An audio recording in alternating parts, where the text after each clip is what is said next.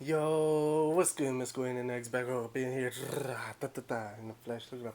That's up in here. You already know your boys back up in here doing the shits, watching the shits. Y'all are watching my shits in that small ass screen. Anyways, my boys, you already know we're watching the homie Brandon Rogers, of course. Blood and Makeup, The Last Laugh of Blah Blah the Clown, part 1 of 3, not for kids.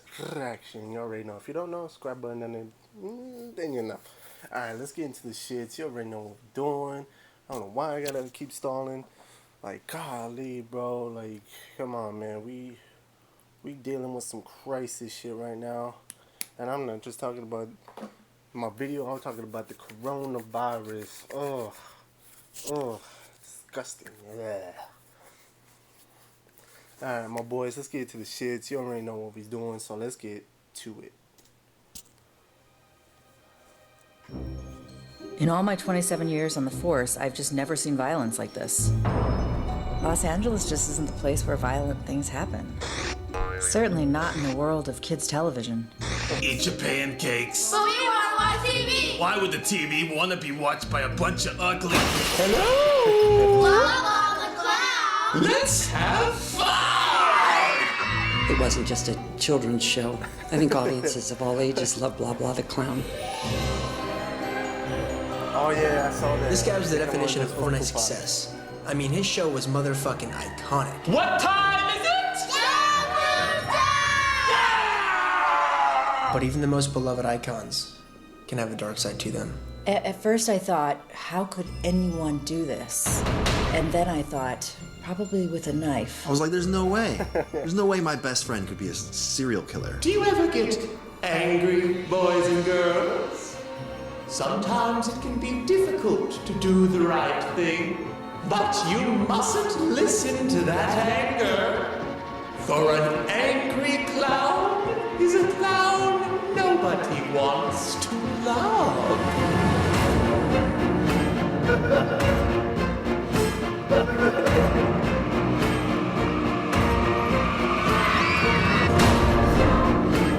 Three more bodies were found last night. The victims' faces were painted like clowns.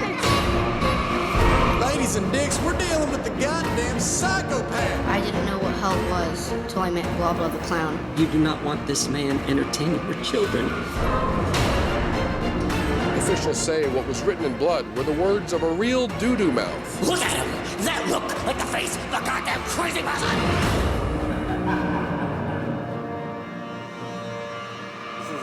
Really creative. My son was a difficult child. He'd just look at me with those big dumb eyes, like staring into a pair of assholes. Eddie didn't know how to be a star. I was a goddamn star. This was taken 15 years ago. And how old are you there? 11. Tell me what you just said. I said you're a bad actress. I don't know where his anger stems from. Go to your room, ugly! Fine, bitch, I'll go to my room and I'll do drugs and lose my fucking mind! Why can't you lose your virginity? Eddie was like a brother to me. We met back in high school.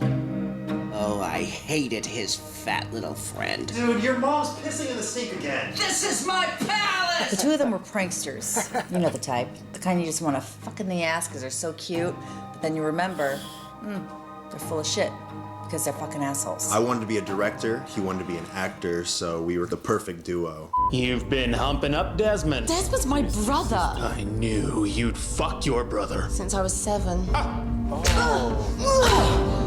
Well, the joke's on you, bitch, because I took your pregnancy test, and guess what? You got a baby in your body, and that baby is mine.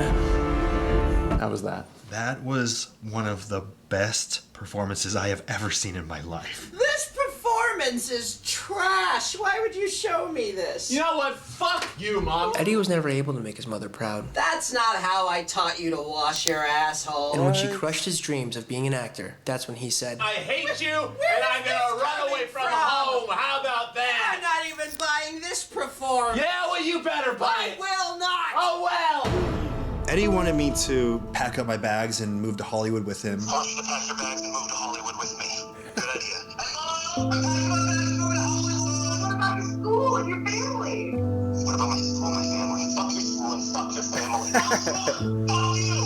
I'm running away. right, sweetie. Give Eddie my love. Give your love. I don't want that shit. You don't want your shit. Love you. I'll give you back with love. We drove to LA and shared a small studio, and let me tell you, times were tough. I couldn't even land a job shooting porn. Yeah, I'll climax when you hold that fucking camera straight. Well, that was very rude. And Eddie sure as fuck couldn't land an audition. Hi, I'm Eddie Oswald, and I'm auditioning for the role of Kid with Cancer. Cadaver 6. Ethnic Janitor. Yeah, can you not look at the script, please? How the fuck am I gonna know what the lines are?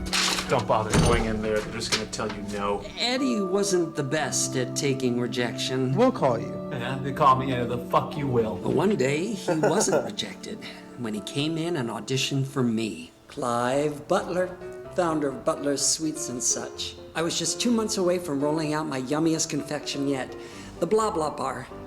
I just needed a young, fresh face to be the clown on the package. So, you ever play clown before? I don't think we're up for the same role exactly. Richie Goldberg for Blah Blah the Clown? That's me. All right, come on back. I'm Richie. When I saw how passionate he was about clowning, I simply had to have him audition. I'm sorry, what the fuck am I auditioning for? It's a spokesperson for a chocolate bar we're rolling out next month. I thought this gig was to host a kids' TV show. Oh, it is. As soon as that pink makeup went on, I'm Eddie Oswald, reading for Butt the Clown. No, that's not his name. I knew I'd found the face of my new candy. You want the part? I got the part. So we rented a shit little studio, sillied it up, and before we knew it, Quiet Time with Blah Blah the Clown was LA's #1 kids show. Morning, children. I'm having such a great time. Or at least a genius marketing strategy disguised as a kids show. What's candy? Blah blah bars are a treat for you. If diabetes exists, why is it so hard to spell? Though there was one thing that heavily concerned me. The fame was getting to him. Forget about these kids. It's about me. Yep. Okay. I was the stage manager of Quiet Time. Working with Eddie has been the worst experience of my life, and I lost my virginity to a jacuzzi. What are these two fuckers even doing here? We're your costume designers. Then why am I wearing shit? Eddie hated that the costumers had more style than him, but they were gay and married, so you know they think outside the box. You know what? Just get out! Just go! Not even God can love you! Move! Honestly, fuck that guy. What? Everyone knew Eddie had anger management problems. Why am I the only shit stain on this goddamn set who's a fucking professional? Roll it! Hello, kid! He was becoming unhinged. What time is it, kids? Oh! Diabetes exists, you idiots! It became apparent Oh my god. Oh my god. Why?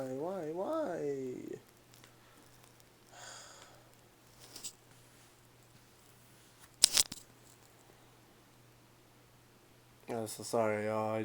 I'm really pissed off because I hate it when YouTube does this, yo. Like, why does it keep doing this? Even I save up at least like longer maintain a 3 studio minutes audience. of the intro. So I brought in Wendy, a puppeteer. Oh, she was such an artist, making all sorts of this and that's to put her hand up. Another day in puppet paradise with Blah Blah. She is so bad at her job. Eddie and Wendy really hit it off. Probably a little too well. Before long, I believe blowjobs were occurring even during production. So tell me more about Mount Rushmore. It was built in 1920.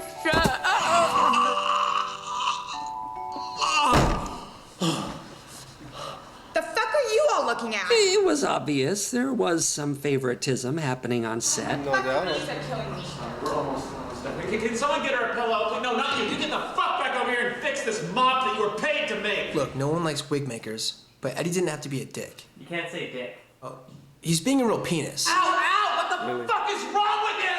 How much are you getting paid to be on my show? How much are you getting paid to make this? I'm sorry, did that hurt you? I can't believe this shit. She is the only one in this whole room you treat with any sort of respect. No, I've had it. I don't care who the fuck you think you are, but no one talks to me that way. I am finally going to say what everyone in this room wants to say. No one likes working with you, and in this town, that shit matters. Okay. No, you got to yell at me, now it's my turn. Tomorrow, when I walk on this set, I want to be treated with respect. And you know what? I fucking hate clowns. This is bullshit. Maybe if one of us had gone with her, you know. Made sure she was okay. It wouldn't have been the last time we saw her. 34-year-old Deborah Tomlin was Found brutally murdered in her apartment last night. Fingers are pointed at the host of the show, who was allegedly the only one who had the motive to kill her. Well, I think the evidence is stacked against him like some lumberjack pancakes. There was absolutely no evidence that he wanted to kill Deborah. I'm gonna fucking kill you, Deborah! I don't care. That footage isn't proof. And they can use this as an admission in court! My name is Detective Penelope Pennybrook. My colleagues call me PP because we don't waste time. We're gonna need all these fingerprints cataloged by 11:30. My skills are unparalleled, which is why they called me to investigate Deborah's death. I'm on it. Immediately, something about this crime scene rustled my jimmies. She was beaten to death in the face with a hand mirror. Her body was found on the south side of her kitchen, which is a strange way to murder someone in a room full of weapons. What's strange is that there was no sign of forced entry or that anyone was even with Deborah that evening. So I spoke to the last person who saw Deborah that night. Well, I got home that night around 7:30, I believe. Saw the bitch trying to unlock a door. Clown! You know what? Fuck you. I was just starting to feel good about my makeup. That was the last time I saw the bitch. Later I went home and had to pay my rent on cam. Oh, thank you, Dirty Tony 69, for your $100 tip requesting me to give you extra credit on your math final. God damn it, Tony Ramirez, I know it's you. After digging a little further, I unfortunately found the video in question. This is white girls want to suck your dick. If you look in the background, you can see clear into Deborah's apartment at the time of her death. New evidence has surfaced this morning. Proving Deborah's death to be a suicide. Looks like the only thing this clown was guilty of was being a poopy dick fart hole. Well, he's innocent. It looks like you were wrong. Well, I've been wrong before, Shira. Okay, well, coming up, if you eat this story... I'll do it again! I knew that Eddie had something to do with her death. I just needed him to slip up. And then, February 27th happened. Okay, what happened February 27th? Eddie has some of the crew over at his house to celebrate his innocence with a game night. His lack of compassion was the first red flag. I mean, who celebrates after their colleague has just died? We're hanging out, we're playing some board games. The Chinese checkers particularly set him off. So we switched to Jenga, but that was even worse. Board games are pretty stressful, if you've ever played one. I busted out Twister. At approximately 7:30 p.m., a testicular mishap occurred over a game of Twister. That's when Eddie finally snapped. I remember him saying, "Ouch, my balls." And he started to get a little upset. Tensions are heated. Eddie accuses Rick of intentionally sabotaging his nutsack and throws him and his husband out of the house. Daniel tries to calm him down. The killers never calm down. Eddie can't contain himself. He follows Rick and Ronnie outside. Unfortunately, the home had no exterior surveillance, so what transpired between them is still unknown. What is known is the horrific aftermath of the next morning. I was taking out the trash around 10 a.m. when I noticed there was this big unopened package right by the door, and it didn't have a shipping or return address on it, just an image of a clown in what looked like blood. And I thought to myself, I don't think these are the line of people that we ordered. I neatly rushed over to the studio. Move! When I opened the package, I forever scarred myself and my staff. For inside the package was Rick's head. And this time, I had a hunch it wasn't suicide. That shit looked mad real too. Guess how Look did at he the pay head for like shipping? inside.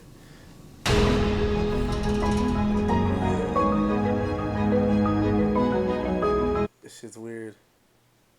So something like literally at the end. No, there ain't nothing. Damn. I don't know he was gonna make it serious about the clown, but damn, that was some serious shit. But yeah, that was crazy. I can't believe that. Anyways, my boys, I'm gonna catch y'all later. I'm gonna head out and make another video.